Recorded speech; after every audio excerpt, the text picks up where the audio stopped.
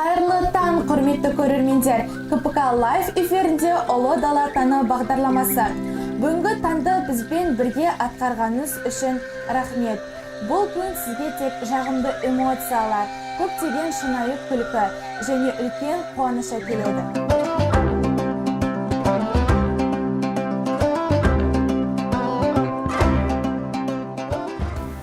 15 ноября стало праздничным днем для казахстанцев 29 лет назад, когда в 1993 году указом президента Республики Казахстан этот день стал Днем национальной валюты и праздником работников финансовой системы.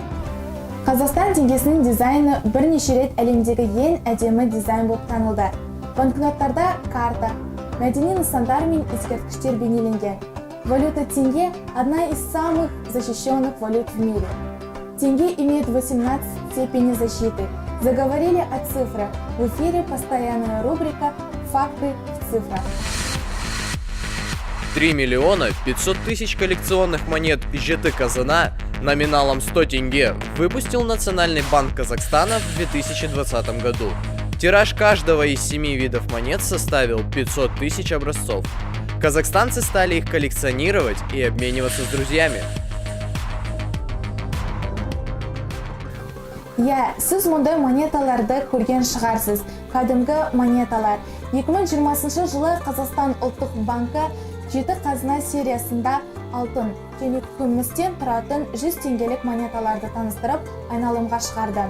Олар бір тиынға даланың 7 қазынасының көркем бейнесін бейнелейді. Сондай-ақ номиналы 200 теңгелік бірегей монеталарда айналымға шығарылды. Қазақстан даласының тарихи тұлғалары Әл-Фараби, Жамбыл Жабаев, Шоқан Уәлиханов, Ахмет Байтұрсынов, Абай Құнанбаев сияқты бірегей қазақтың тұңғыш естелік теңгесі 1994 жылы шығарылды. Қазіргі уақытта банкноттар айналысқа кірмейді және сирек коллекциялық болып табылады. И последний факт на сегодня. Именно от тюркского слова «тенге» произошло современное слово «деньги». Өз отаныңыздың тарихын біліңіздер. Ал сіздермен болған Абдирова Аружан. Келесі кездескенше.